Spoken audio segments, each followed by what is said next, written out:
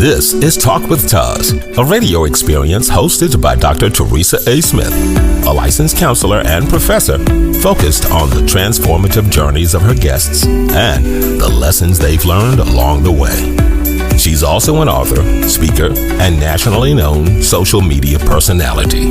Join her now as she interviews newsmakers, artists, authors, and more. You will learn something new. This is Talk with TAS. Here's your host, Dr. Teresa A. Smith, also known as Dr. TAS. I'm glad to see you guys back today. Today, I have a real surprise for you. I am honored to welcome Mr. Cyrus Webb. Cyrus Webb is a publicist. He's a radio and TV personality.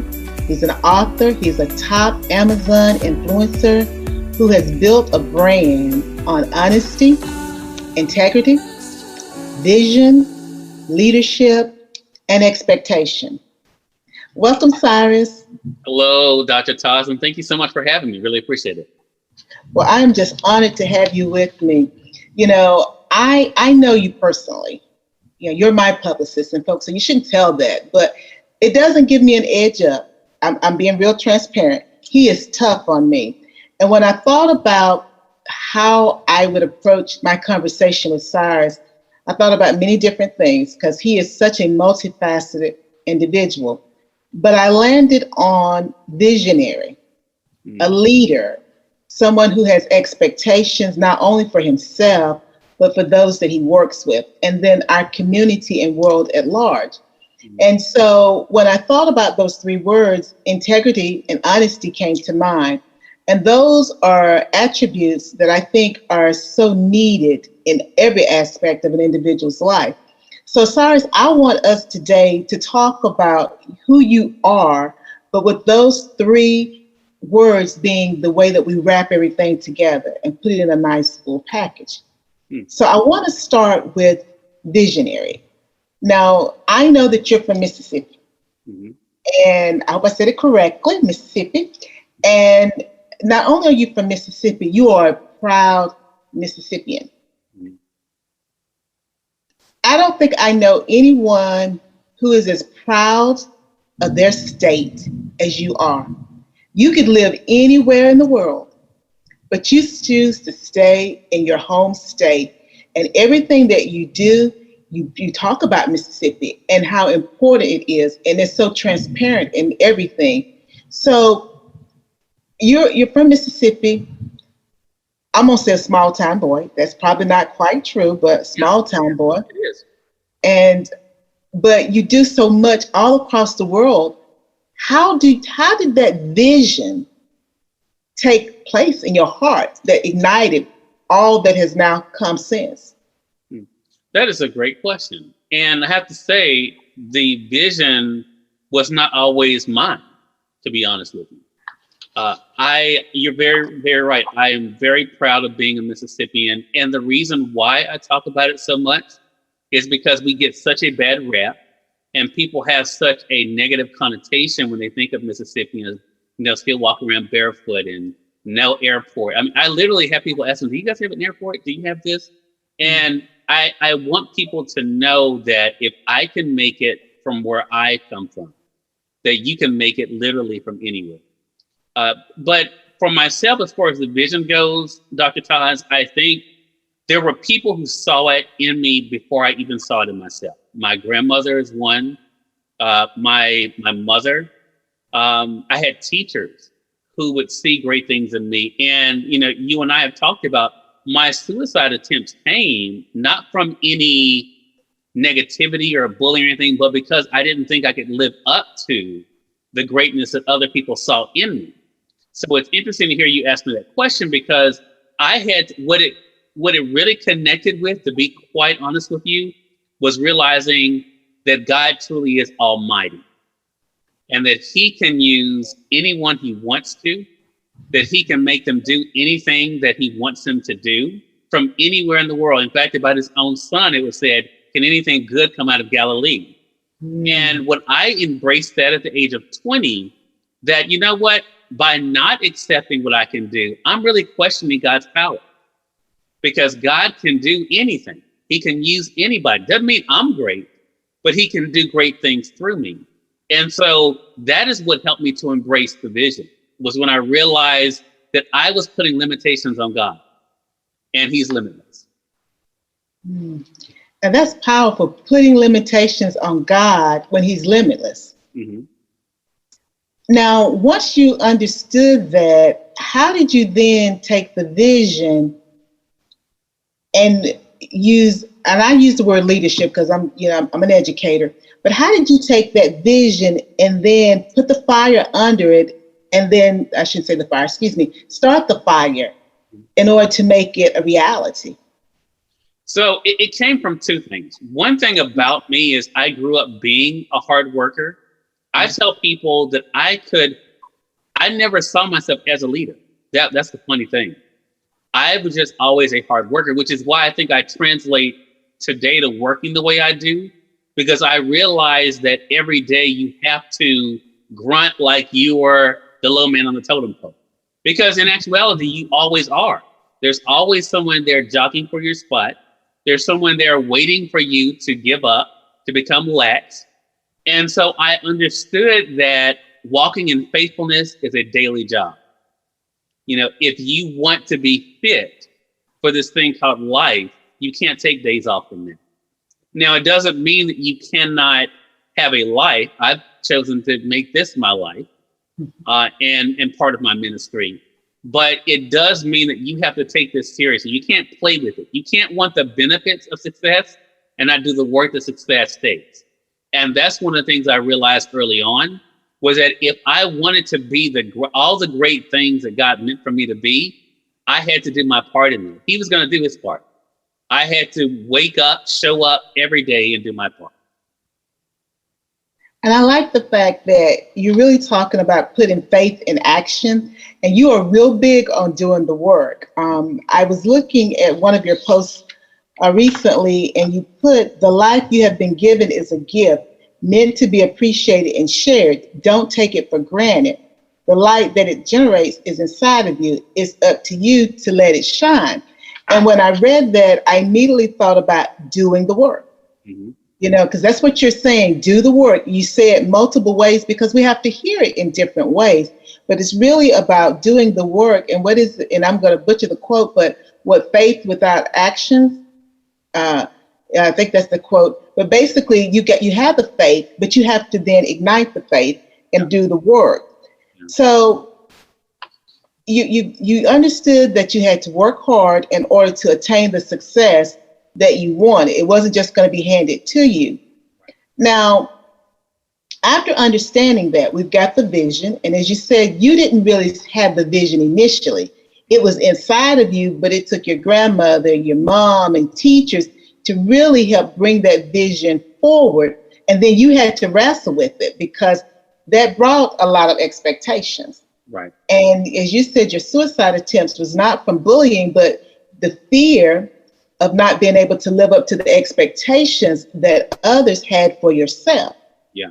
My question is, how did you make the transition from the fear of not meeting their expectation to actually meeting your expectation for yourself?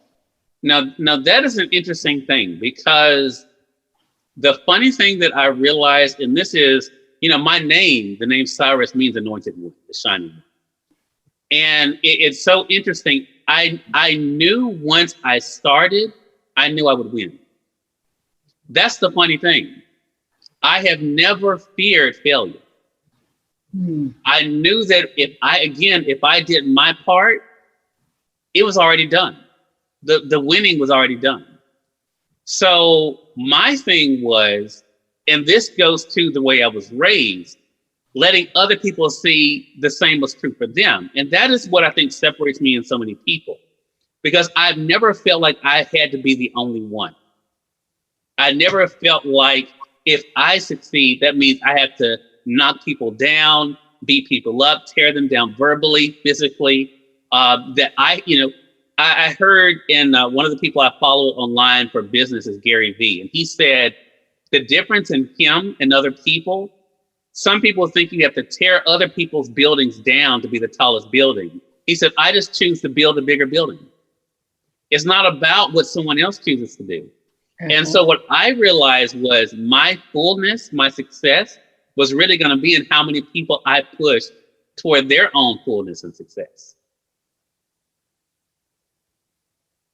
Now, Cyrus, I'm taking notes, but I got a chill there. Now, the audience, you guys will understand soon when I say I get a chill. Your success is grounded in the success of others. Mm-hmm. The chill came because I thought about Christ. Yeah. He came into this world so that we could have life and have it more abundantly. That's the way I was taught as a child. But basically, he came so that we could have an opportunity, because if not, sin would overtake us. So when you say that your success is grounded in others' success, just like with the gentleman, Gary Vee, basically you're saying, and you correct me, you knew that you were always you weren't going to fail. Right. So is it, or was it, how do I marry my vision, my leadership, and my expectations for others? Or how do I package that so that I'm helping them to progress, so that I'm actually meeting my purpose? Because you said that you're supposed to bring other people along. Yeah, yeah. Which can be difficult. Right. I felt like Moses. You know how Moses was told that you're going to lead these people? And Moses said, well, I don't speak very well. Mm-hmm. What have you thought about my brother Aaron? And the reason why I compare myself to the Moses complex was I have never said I was the best looking, the most intelligent, the most well-spoken. I've never said I was the best, but you're going to be hard pressed to outwork me. And Moses was a person, even though his zeal got him in trouble at times, even before he was called, he was a person that was about action. And I knew that about myself. I was a person about action. Now, Moses did not see himself as the leader. And that was where I made the connection with Moses. Mm-hmm. I knew I could work hard. I knew I could help other people win. But I've never been the person, ironically, who had to be out front. My purpose has pushed me out front. But I'm just as happy rallying for you, cheering for you, and pushing you towards your thing, because I feel just as good about that. Paul said, the runners in the race all run, but only one attains the prize, but you run as if you're going to get it. I just know as long as I showed up and ran, that's why I said I knew I was going to win in whatever capacity that I was in. So it wasn't for me even about a title or trying to be the leader of or the CEO of. It was just about being the best of me. And I knew if I could be the best of me and show other people how they could be the best of themselves, then we would all be winners. But now, Cyrus, the best of you, how do you measure that? Yeah. And that is the relative thing. And that's why I'm so glad, Dr. TAS, that I did not drink the Kool-Aid of what success looks like. Because people will say to me, well, you should be living here, or you should be driving here, driving this. And I would expect you to have, and I would say to them, why? I don't want that. Mm-hmm. But in their mind, because of what the world tells them, that's how you show your success. I show my success by opening up my mouth. I don't need something to tell me that I'm successful. I know who I am. I wake up knowing I'm Cyrus Webb. I go to bed knowing I'm Cyrus Webb. I don't need a car outside or a house somewhere to tell me, oh, you're Cyrus Webb. So I think that's where so many people get caught up in how they miss the boat, because they are successful, but because it's not what the world tells them it should be, they feel as though they're lacking. What I try to get people to see is, if you gave your best today, you won. You won. That is success. If you can honestly say that you went to that job and dusted the best you could dust, checked out people to the best of your ability, that you went out there to mow that grass. My dad is a landscaper, a proud landscaper of over 30 years. if you can say you did that to the best of your ability, you're a winner. Cyrus, you're right. And years ago, I there was a sermon, and I came out at my church, and I came out with this idea: be the best of whatever you are. Yeah. It doesn't matter what your job is, and we know in this day and age, every person is important on the job. Whether it is the custodian, it's the landscaper, it's the receptionist. We couldn't work without every person doing their part. And you're right. I always say I don't measure my success by other people's barometer, because then I get typecast and I get paralyzed and I'm not able to move forward. So I love the fact that you know who you are and you don't feel that you have to be trapped by the trappings of what we, as most people would say, oh, this is success if you drive this car, you live here. But let me tell you, when you said, I am Cyrus Webb, I go to bed knowing that I'm Cyrus Webb. I wake up knowing that I'm Cyrus Webb. I could hear the confidence. Yeah. I don't know if the audience could hear it, and I talk to you all the time, but I could hear it. And to know who you are is so important, regardless of what type of work you do. But to be secure in who you are. It was loud and clear. I'm Cyrus Webb. Yeah. I'm Cyrus Webb. I'm Cyrus Webb when I go to bed. I'm Cyrus Webb at midday. I'm Cyrus Webb when I get up in the morning. It's clear. And I think that type of confidence, that type of intrinsic motivation, because you know who Cyrus Webb is.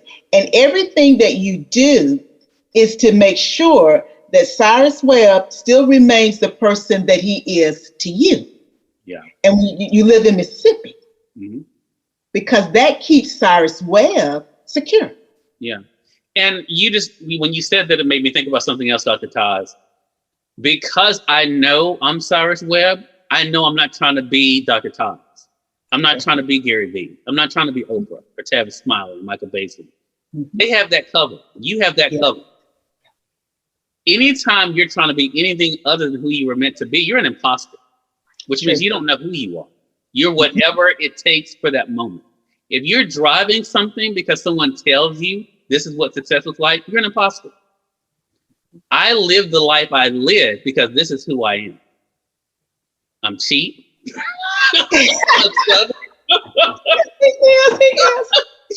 And I am me, and I'm okay with that. I'm okay with that. And I think that's where my happiness comes from. That's where the joy that people see in me, that is not an act that you see from 8 to 5. That is who I am, because this is what I live. And I heard a quote back in 1993, Dr. TAS. I was a junior in high school. And the quote, it stood with me, even though I have to admit, I didn't truly understand it at the time. It stayed playing in my mind.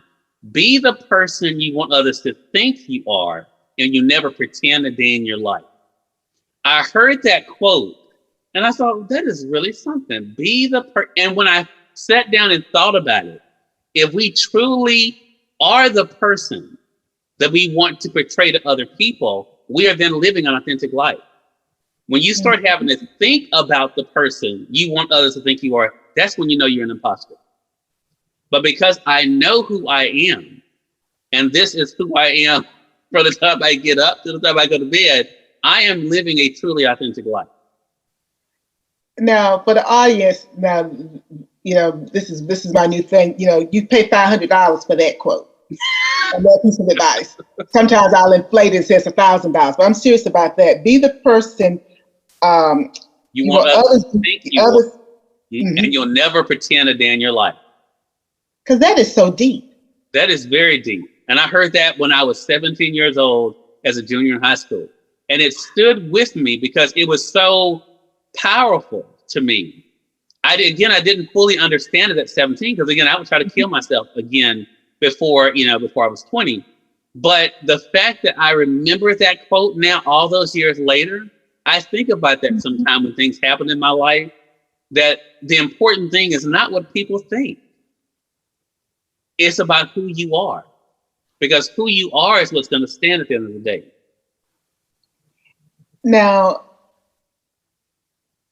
you have lots of ventures, but what you just said is the reason why I'm doing this show. Because you can't live your life based upon what others think and what others believe, because you're not happy. Yeah. And lots of us, through no fault of our own, it's the way we socialize. It's maybe we didn't know any better. We didn't think things could shift, but we go down that path and we're unhappy. Yeah. And when you try to back up, it's like people look at you like, I know they didn't do that. It looks like it's a radical decision, but it's not. It's about being your authentic person. And as I tell people, you may go that path again, but not right now. Because at some point, we have to become secure enough in ourselves that we're willing to live our life for ourselves, not for other people. And when I think about all that you do, that's what you embody. As you told us, what we see when we see you on social media, we see you on Amazon, the Roku, all the different places, ABC News Network. When we hear you or we see you, it is truly you. Yeah. And you're happy. I am. I had somebody just days ago at the grocery store saw me out, because I'm fully vaccinated, so I don't wear my mask in the grocery store. But someone saw me, and they said, "Are you Cyrus?" And I said, "Yeah." They said, "You seem just like you seem online," and that to me was the oddest thing to me, because I thought, and all I could say was "thank you," but afterwards I thought, what else am I going to be? I mean, this is truly me. Now, I get it that not everybody is like that. I get that. But because this is who I've been the last 25 years of my life, at least, I've been in the public now since 99, this has always been who I am, so, but the fact that they said that, well, for one, it was a compliment to me. Mm-hmm. Because I always tell people, call me out on my stuff. If you see me not walking my talk, I want you to call me out on that, because you should. I mean, none of us are perfect. We all, can trip up. But if you see me acting brand new, you need to call me on that and say, "Hey, Cyrus, what happened?" And that's what I appreciate about people who do follow me, because the me that they start following, Dr. TAS, when I came on the scene, is the same me. It's gotten a little bigger, but of the same person. And that is to me a testament of living authentically. Well, now, Cyrus, for those of us, now you told us, but you got to tell us in a different way. You have to talk to us, talk plain, as a friend of mine says all the time, talk plain. If I was going to quote Denzel and Tom Hanks movie, talk to me like I'm a 2-year-old. Because you've mastered this, but it took a little while for you to master it. Help us to master it. Give us a couple of steps, because we want to be authentic. Sometimes we're afraid, and sometimes we just don't know, or either we don't know who we are. Yeah. I'm reminded of a Julia Roberts movie. I think it's Runaway Bride. And, she would get to the altar, and every time it was time for her to get married, she'd run out the church. Mm-hmm. And we find out eventually in the movie that she didn't even know what type of eggs she liked, because whomever she was dating, she would then adapt to that person, and that would become who she was. So for some people, it may be that they don't even know themselves, so they don't even know how to start living that authentic life. Yeah. So it starts with those 3 words then, Dr. TAS. Who am I? Who am I? And then the follow-up to that is, who do I want to be? Now, they may be the same answer. Okay. When you ask yourself, who am I? And if that is the person that you are comfortable with, is that when you ask yourself, who do I want to be? Maybe it's just a better version of that person. Well, thank you so much, Cyrus. And Cyrus, I'm going to take this. This is how you do it. So I'm going to borrow this from you. Now, how can people stay in contact with you? I've made it very easy. CyrusWebb.com, Cyrus Webb on Facebook and Twitter, and Cyrus Webb Presents on Instagram. Would love to. And I'm one of these people, you follow me, I follow back. You talk to me, I talk back.